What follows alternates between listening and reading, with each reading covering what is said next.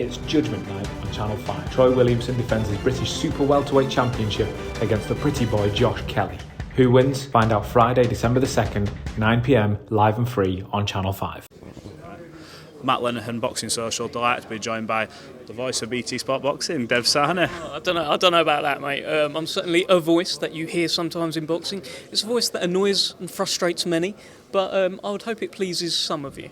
Mate, you are everywhere. You get where water can't. It doesn't matter if I'm watching a documentary, a press conference, you're either hosting it, in the background, you're doing something. I want to talk to you about the recent sort of mini documentary thing, mini series thing you did with Tyson Fury. Really sort of went a bit deeper. It weren't just talking about the fight, talked about him, talked about what he's going to do after boxing. How much do you enjoy doing that type of content, and what did you sort of get out of that? I love it. So there's some fighters in the Queensbury stable where I think at some point I'm going to do a big sit down with them. So I've got like notes on my phone of things it's a good thing to do, right? Just like little bits that I've heard. With Tyson Fury, it's easy because I haven't read his books, I've listened to his books, so I've had them in my ears, like going for long runs, and I'm sort of like talking to Siri, like ask him this. So I collected loads of things that I needed to ask him, and I asked him maybe about 40% of them in that interview. Yeah. So there will be more at some point, but I love doing stuff like that. It's something I want to do more and more next year. I did Dennis McCann the other week as well. Yeah.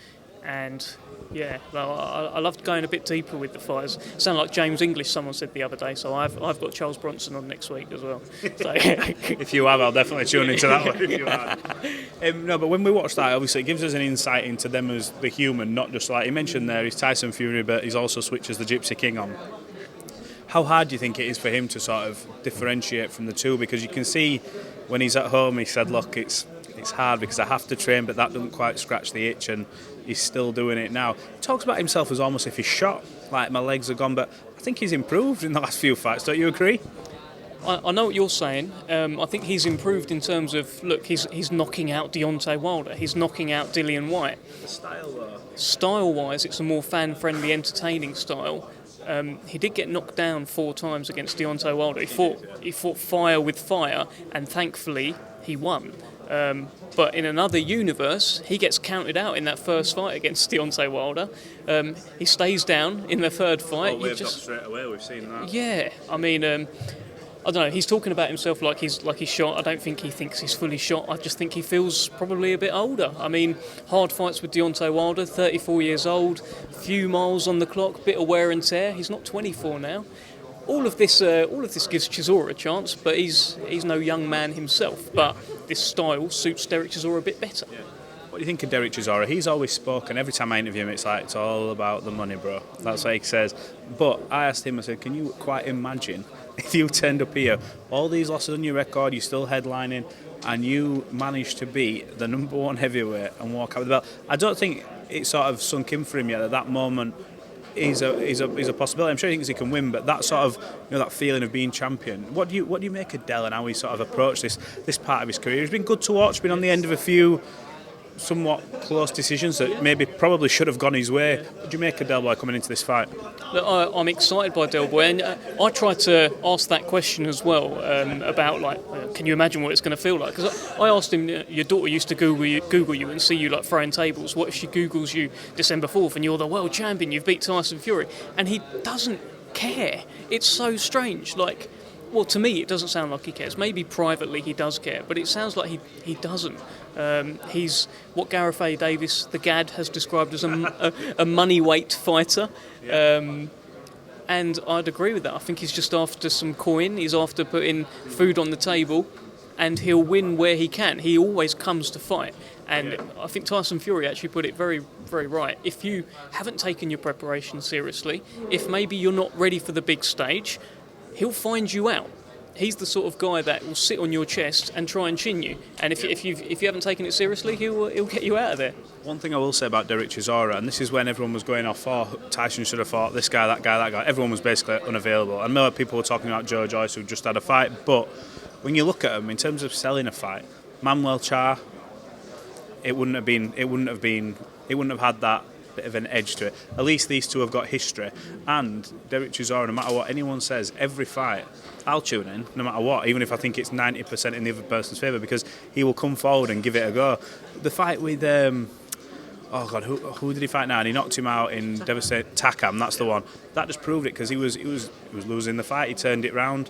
He was done. Remember, he was in the corner and he was just getting beaten up at one point, and then he sort of survived the round and like had a bit of a flurry, and then like he looked around to the crowd. That's iconic stuff. Like he's created in this second part of his career. He's creating a lot of moments like that, even like the Parker fight where he's just still keeps like giving it, and I love it. He's a very entertaining fighter to watch at this point. He is 100%. He took a lot of punches in that second Parker fight, and I thought from ringside you could hear the punches landing off his forehead, and you're thinking this should be stopped. But we'll see how big of an upset. Where would this upset rank in the history of your Buster Douglas, Mike Tyson's, and all these other big sort of upsets in the history of boxing if Derek Chisora managed to somehow beat Tyson Fury on Saturday? It's right up there, but I feel as though by labelling it such a big upset, maybe you're not giving Derek Chisora the respect that he deserves. Yeah. He's coming off a career best win. He seems to have this style where he doesn't give an F. Tyson Fury is a bit older, maybe the legs have slowed down a little bit. So is it a bigger upset than Buster Douglas against Tyson? I don't think so, because Tyson was an unbeatable, you'd never seen him hurt. He was just a killing machine. Buster Douglas, no one had heard of him. With Derek Chisora, I think people know there is the chance that he might just chin Tyson. We don't think he will, but there is a chance, and he's a proven and known quantity. You know exactly what you're going to get with it. Is it a bigger upset than Ruiz beating Joshua? Maybe not. I'm not sure, because it's hard to see where it ranks because he has had all the losses, but some of them, definitely a few of them, I think, you could have switched them around, and he is coming off the back of a victory. So I was looking earlier thinking, where would this rank in history of I cannot believe that's happened kind of moments? And that's not, I don't say that with disrespect to Del. I'm saying when you look at form-wise, Tyson for me he's unlocked a new part of his game under Sugar Hill. Derek Chisora's always mentioned wanting money, and he's not really going, I can't wait to have my moment of winning the belt. So that's why for me it's hard balance. Yeah, I mean, look, what he is saying is that he is coming to take what belongs to Tyson Fury and make it his. He made that very clear at the launch press conference. He said that Tyson's going to end the fight on his back. I think he said that. I hope he said that. But I don't know, he speaks very positively about it. The only thing that's missing at the moment is they haven't aggressively gone back and forth. But maybe we will see that today. One thing I will say that sort of takes away from this, not the underdog, because he is an underdog, there's no getting away from that, but from when I was mentioning upsets, Alex Krasek, I asked him, I said, did Chisora give Alexander Usyk a better fight than Anthony Joshua? And he said, yeah, absolutely. How did you when you talk about them fights that are coming up, where do you sort of, I don't know, see Tyson versus Usyk? How would you see that fight playing out? Considering what we've seen Usyk against Chisora, considering what we've seen him against Joshua, I know styles make fights, but how do you see that playing out? I think a lot of people can point to that Chisora-Usyk fight as chinks in Usyk's armour and a way to beat Alexander Usyk. Both Joe Joyce and Tyson Fury are so much bigger than Chisora and so much bigger than Usyk. Anthony Joshua's bigger as well, but didn't fight him like the big man. He appeared to fight within himself, apart from maybe 4 rounds in 24 is where you really thought, he's going to do it now. Yeah. But other than that, no. Chisora definitely gave him a harder fight in 12 than Joshua did in 24, in my opinion. And there's somewhat of a blueprint there. You have to piece it together, but there's a blueprint there where Tyson Fury and Joe Joyce will just look how much success Chisora had against Usyk. We can do that too, especially Joe Joyce. Like, there's no bigger pressure fighter in boxing than him. He's just constantly always there.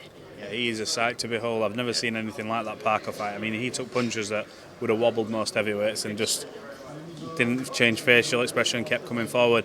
Tyson referenced Old Trafford next year. I spoke to him about it and said, you've done Wembley, you've done Tottenham. A lot of the UK fans didn't think we'd see him this much now, back end of his career. And he's potentially talking about a summer return at Old Trafford, and he's mentioned Joe Joyce.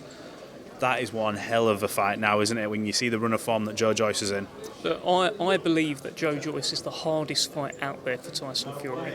I think Tyson would come through that, and I think he'd probably stop him. This new style that he's got, he's 270 pounds, bulldozer, doesn't take a backward step as much as he used to. But Joe Joyce has qualities like Tyson Fury. He has size, right? He has work rate. He has an engine. He has a chin. So for me, he is the hardest test out there for Tyson Fury, and I hope to see it. If Tyson comes through Usyk in the first part of next year, which sounds like it's going to happen, after he comes through Chisora, fingers crossed. God, we're looking so far into the future here. You should never do it, you know. You should never do it. But we've got to. But Fury JOYCE next summer is mouthwatering. I think it might be the best fight that could be made in the heavyweight division. Unbelievable fight. Are we now sort of at peace with the fact we may never see Fury Joshua? It looked like it was going to happen, but with deadlines and commercial deals, sponsorships that are apparently in the way, it just feels like we're going round in circles. It's annoying, isn't it, when you look at this era and you think of everyone we need to see fight. You know, Fury's fought Klitschko back end when Klitschko left. Joshua's fought Klitschko. Fury's fought Wilder. We needed to see that. Do you think we've sort of kissed that goodbye a little bit now? I don't know, to be honest. I mean, it's a fight that everyone's wanted to see. It's a fight that's been there for years. Will it continue to be there for years? Maybe it gets closer if Joshua takes another loss. I don't know. Maybe if he's got fewer options on the table. As it stands right now, he needs to rebuild. He needs to come back. Say he gets chinned by Dillian Whyte or something like that. Would people still want to see Fury versus Joshua at some point? I don't know. I still want to see it. Did you watch I take it you watched the Dillian Whyte Franklin? How did you? You did not see it all then? No, because I was going to ask you how you saw the fight going, because a lot of people had Franklin winning that fight. Yeah, so I haven't fully caught up with it just because we had Parker Ryder that same night. I would normally watch everything on DAZN. I just haven't had the time yet. But I've seen the clips that have gone out from DAZN, and it looked like White stuck it right on him in the last few rounds. Yeah. But it also looked like Franklin maybe had his way earlier. So I don't know who won. I can't tell you honestly. Deontay Wilder's supposed to be fighting Andy Ruiz for a WBC title eliminator to fight Tyson Fury again, but I've seen recent comments where, I can't remember if it was from Shelley Finkel, so I'm not going to misquote, saying that Deontay will be up for making that Joshua fight right now. That's a huge fight. How excited would you be to see that get made, considering Wilder's not in a boring fight ever? It goes one or two ways. Look, we talk about how we may never see Fury versus Joshua. I don't think we'll ever see Joshua versus Wilder. No. To be honest. Why is that? Again, it's one of those where maybe if Joshua takes another loss somewhere and then he's running out of places to go, he'll go to Wilder. But do you think that's more a Joshua thing, that Joshua wouldn't want Wilder? It's still a massive fight. I don't want to say it's Joshua. I don't want to say it's Joshua himself because he's the fighter. He's just got people around him. Like, right now, would it be good for Anthony Joshua in his next fight to fight the biggest puncher in heavyweight boxing? What do you think? Coming off back-to-back losses, it's not. If I was advising him, I'd say definitely don't fight Wilder next. Go and fight anyone. I mean, just like have a comeback fight. Yeah. If he fights Wilder, good chance he'll get chinned. Suddenly he's got 3 losses in a row, and he's ended that fight sort of in a crumpled heap on the floor. It's not like the Usyk fight. But when you look at Anthony Joshua, and he's always maintained this, and I think this is one thing that everyone has to admire about him, his resume, as much as Eddie M bangs on about it till the cows come home, it is impressive, and he doesn't seem to take a what we'd call a tune-up fight or an easy touch. And you've got to remember Deontay Wilder as well. That comeback fight that he had against former sparring partner, but it's not. We don't know how he'll react again if Anthony Joshua, say, came full steam ahead and connected him on the chin. So can you see the upside for Joshua saying, look, he's just gone out there and steamrolled Deontay Wilder after everything over the years? So is it a bit of a... I think, honestly, it's too big a risk. I think it's always been too big a risk.